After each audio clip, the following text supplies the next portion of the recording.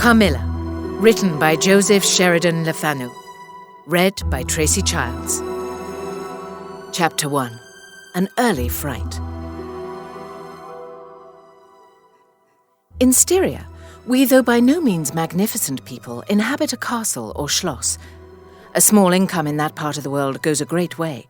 800 or 900 a year does wonders. Scantily enough, ours would have answered among wealthy people at home. My father is English, and I bear an English name, although I never saw England. But here, in this lonely and primitive place, where everything is so marvellously cheap, I really don't see how ever so much more money would at all materially add to our comforts, or even luxuries. My father was in the Austrian service, and retired upon a pension and his patrimony, and purchased this feudal residence and the small estate on which it stands. A bargain. Nothing can be more picturesque or solitary. It stands on a slight eminence in a forest. The road, very old and narrow, passes in front of its drawbridge, never raised in my time, and its moat, stocked with perch and sailed over by many swans, and floating on its surface white fleets of water lilies. Over all this, the schloss shows its many-windowed front, its towers and its Gothic chapel.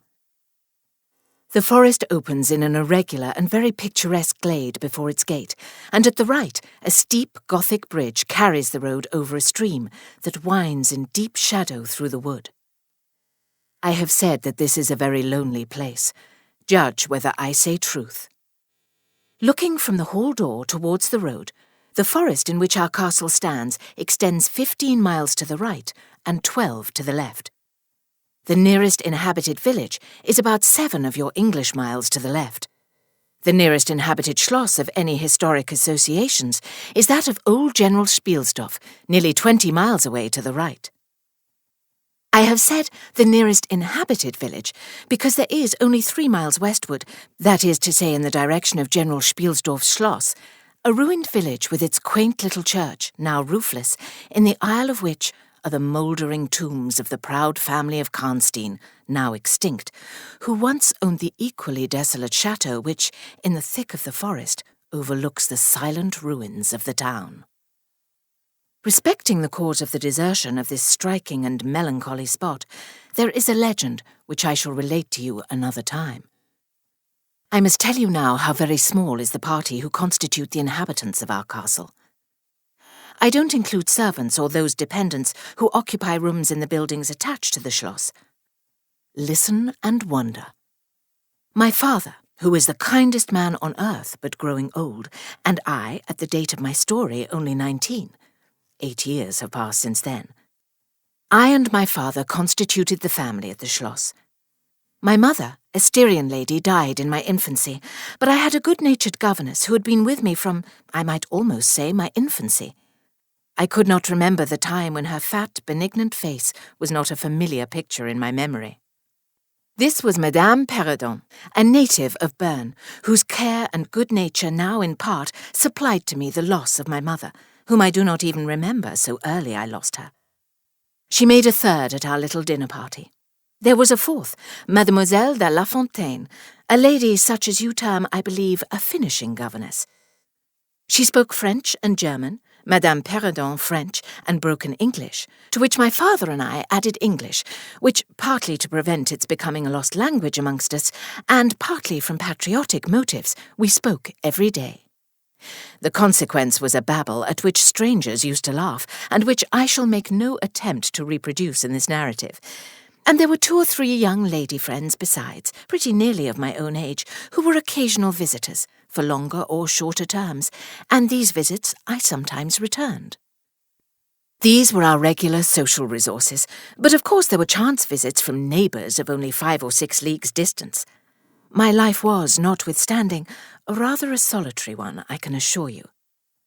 My gouvernante had just so much control over me, as you might conjecture such sage persons would have in the case of a rather spoiled girl, whose only parent allowed her pretty nearly her own way in everything.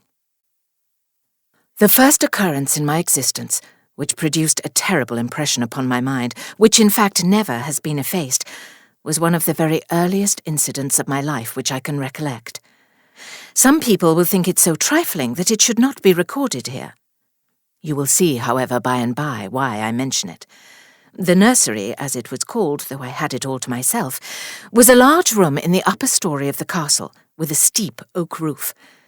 I can't have been more than 6 years old, when one night I awoke, and looking round the room from my bed, failed to see the nursery maid. Neither was my nurse there, and I thought myself alone. I was not frightened, for I was one of those happy children who are studiously kept in ignorance of ghost stories, of fairy tales, and of all such lore as make us cover up our heads when the door cracks suddenly, or the flicker of an expiring candle makes the shadow of a bedpost dance upon the wall nearer to our faces. I was vexed and insulted at finding myself, as I conceived, neglected, and I began to whimper, preparatory to a heavy bout of roaring, when, to my surprise, I saw a solemn but very pretty face looking at me from the side of the bed.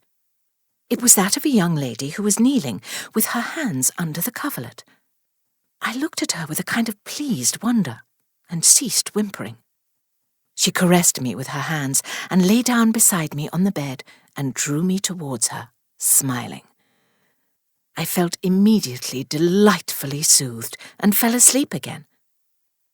I was wakened by a sensation, as if 2 needles ran into my breast very deep at the same moment, and I cried loudly. The lady started back, with her eyes fixed on me, and then slipped down upon the floor and, as I thought, hid herself under the bed. I was now, for the first time, frightened, and I yelled with all my might and main. Nurse, nursery maid, housekeeper, all came running in, and hearing my story, they made light of it, soothing me all they could meanwhile. But child as I was, I could perceive that their faces were pale with an unwonted look of anxiety, and I saw them look under the bed and about the room, and peep under tables and pluck open cupboards. And the housekeeper whispered to the nurse, "Lay your hand along that hollow in the bed. Someone did lie there, so sure as you did not. The place is still warm."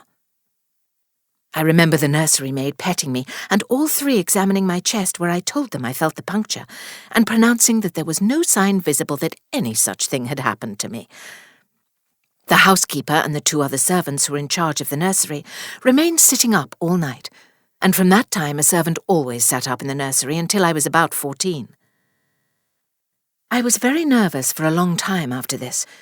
A doctor was called in. He was pallid and elderly.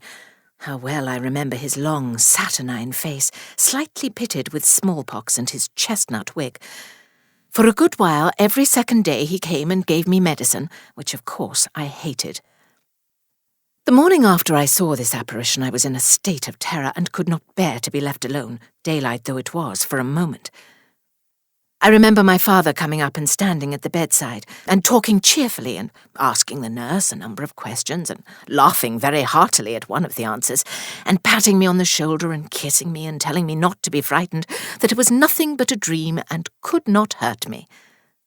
But I was not comforted, for I knew the visit of the strange woman was not a dream, and I was awfully frightened. I was a little consoled by the nursery maids assuring me that it was she who had come and looked at me, and lain down beside me in the bed, and that I must have been half dreaming not to have known her face. But this, though supported by the nurse, did not quite satisfy me. I remembered in the course of that day a venerable old man in a black cassock coming into the room with the nurse and housekeeper, and talking a little to them, and very kindly to me.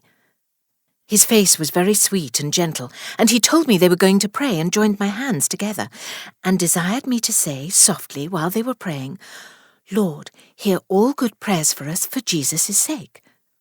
I think these were the very words, for I often repeated them to myself, and my nurse used for years to make me say them in my prayers. I remembered so well the thoughtful, sweet face of that white-haired old man in his black cassock as he stood in that rude, lofty brown room with the clumsy furniture of a fashion 300 years old about him, and the scanty light entering its shadowy atmosphere through the small lattice. He kneeled, and the 3 women with him, and he prayed aloud with an earnest, quavering voice for what appeared to me a long time. I forget all my life preceding that event, and for some time after it is all obscure also, but the scenes I have just described stand out vivid as the isolated pictures of the phantasmagoria surrounded by darkness. Chapter 2. A Guest. I am now going to tell you something so strange that it will require all your faith in my veracity to believe my story. It is not only true, nevertheless, but truth of which I have been an eyewitness. It was a sweet summer evening, and my father asked me, as he sometimes did, to take a little ramble with him along that beautiful forest vista which I have mentioned as lying in front of the Schloss. "General Spielsdorf cannot come to us so soon as I had hoped," said my father as we pursued our walk. He was to have paid us a visit of some weeks, and we had expected his arrival next day. He was to have brought with him a young lady, his niece and ward, Mademoiselle Rheinfeldt, whom I had never seen, but whom I had heard described as a very charming girl, and in whose society I had promised myself many happy days. I was more disappointed than a young lady living in a town or a bustling neighbourhood can possibly imagine. This visit and the new acquaintance it promised had furnished my daydream for many weeks. "And how soon does he come?" I asked. "Not till autumn. Not for 2 months, I dare say," he answered. "And I am very glad now, dear, that you never knew Mademoiselle Rheinfeldt." "And why?" I asked, both mortified and curious. "Because the young lady is dead," he replied. "I quite forgot I had not told you, but you were not in the room when I received the General's letter this evening." I was very much shocked. General Spielsdorf had mentioned in his first letter 6 or 7 weeks before that she was not so well as he would wish her, but there was nothing to suggest the remotest suspicion of danger. "Here is the General's letter," he said, handing it to me. "I am afraid he is in great affliction. The letter appears to me to have been written very nearly in distraction." We sat down on a rude bench under a group of magnificent lime trees. The sun was setting with all its melancholy splendour behind the sylvan horizon, and the stream that flows beside our house and passes under the steep old bridge I have mentioned wound through many a group of noble trees almost at our feet, reflecting in its current the fading crimson of the sky. General Spielsdorf's letter was so extraordinary, so vehement, and in some places so self-contradictory, that I read it twice over, the second time aloud to my father, and was still unable to account for it, except by supposing that grief had unsettled his mind. It said, "I have lost my darling daughter, for as such I loved her. During the last days of dear Bertha's illness, I was not able to write to you. Before then I had no idea of her danger. I have lost her, and now learn all too late. She died in the peace of innocence, and in the glorious hope of a blessed futurity. The fiend who betrayed our infatuated hospitality has done it all. I thought I was receiving into my house innocence, gaiety, a charming companion for my lost Bertha. Heavens, what a fool I have been! I thank God my child died without a suspicion of the cause of her sufferings. She is gone without so much as conjecturing the nature of her illness and the accursed passion of the agent of all this misery. I devote my remaining days to tracking and extinguishing a monster. I am told I may hope to accomplish my righteous and merciful purpose. At present, there is scarcely a gleam of light to guide me. I curse my conceited incredulity, my despicable affectation of superiority, my blindness, my obstinacy, all too late. I cannot write or talk collectedly now. I am distracted. So soon as I shall have a little recovered, I mean to devote myself for a time to inquiry, which may possibly lead me as far as Vienna. Sometime in the autumn, 2 months hence, or earlier if I live, I will see you, that is, if you permit me. I will then tell you all that I scarce dare put upon paper now. Farewell. Pray for me, dear friend." In these terms ended this strange letter. Though I had never seen Bertha Rheinfeldt, my eyes filled with tears at the sudden intelligence. I was startled as well as profoundly disappointed. The sun had now set, and it was twilight by the time I had returned the General's letter to my father. It was a soft, clear evening, and we loitered, speculating on the possible meanings of the violent and incoherent sentences which I had just been reading. We had nearly a mile to walk before reaching the road that passes the Schloss in front, and by that time the moon was shining brilliantly. At the drawbridge we met Madame Perrodon and Mademoiselle de La Fontaine, who had come out without their bonnets to enjoy the exquisite moonlight. We heard their voices gabbling in animated dialogue as we approached. We joined them at the drawbridge and turned about to admire with them the beautiful scene. The glade through which we had just walked laid before us. At our left, the narrow road wound away under clumps of lordly trees and was lost to sight amid the thickening forest. At the right, the same road crosses the steep and picturesque bridge, near which stands a ruined tower which once guarded that pass. And beyond the bridge, an abrupt eminence rises, covered with trees, and showing in the shadows some grey, ivy-clustered rocks. Over the sward and low grounds a thin film of mist was stealing like smoke, marking the distances with a transparent veil, and here and there we could see the river faintly flashing in the moonlight. No softer, sweeter scene could be imagined. The news I had just heard made it melancholy, but nothing could disturb its character of profound serenity and the enchanted glory and vagueness of the prospect. My father, who enjoyed the picturesque, and I, stood looking in silence over the expanse beneath us. The two good governesses, standing a little way behind us, discoursed upon the scene and were eloquent upon the moon. Madame Perrodon was fat, middle-aged and romantic, and talked and sighed poetically. Mademoiselle de La Fontaine, in right of her father, who was a German, assumed to be psychological, metaphysical, and something of a mystic, now declared that when the moon shone with a light so intense, it was well known that it indicated a special spiritual activity. The effect of the full moon in such a state of brilliancy was manifold. It acted on dreams, it acted on lunacy, it acted on nervous people. It had marvellous physical influences connected with life. Mademoiselle related that her cousin, who was mate on a merchant ship, having taken a nap on deck on such a night, lying on his back with his face full in the light of the moon, had wakened after a dream of an old woman clawing him by the cheek, with his features horribly drawn to one side, and his countenance had never quite recovered its equilibrium. "The moon this night," she said, "is full of idyllic and magnetic influence. And see, when you look behind you at the front of the schloss, how all its windows flash and twinkle with that silvery splendor, as if unseen hands had lighted up the rooms to receive fairy guests." There are indolent styles of the spirits in which, indisposed to talk ourselves, the talk of others is pleasant to our listless ears, and I gazed on, pleased with the tinkle of the ladies' conversation.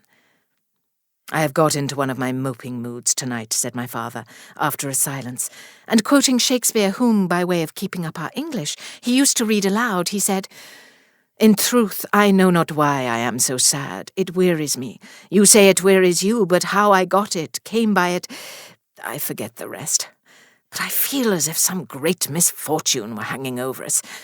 I suppose the poor General's afflicted letter has had something to do with it." At this moment, the unwonted sound of carriage wheels and many hoofs upon the road arrested our attention.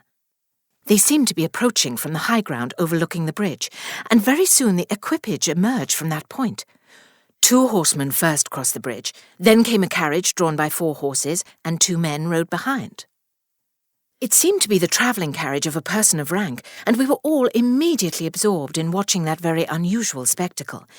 It became, in a few moments, greatly more interesting, for just as the carriage had passed the summit of the steep bridge, one of the leaders, taking fright, communicated his panic to the rest, and after a plunge or two, the whole team broke into a wild gallop together, and dashing between the horsemen who rode in front, came thundering along the road towards us with the speed of a hurricane.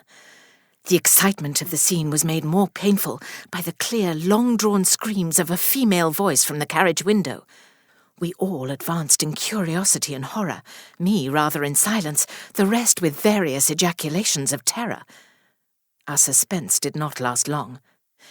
Just before you reach the castle drawbridge, on the route they were coming, there stands by the roadside a magnificent lime tree. On the other stands an ancient stone cross, at sight of which the horses, now going at a pace that was perfectly frightful, swerved so as to bring the wheel over the projecting roots of the tree. I knew what was coming. I covered my eyes, unable to see it out, and turned my head away. At the same moment I heard a cry from my lady friends who had gone on a little.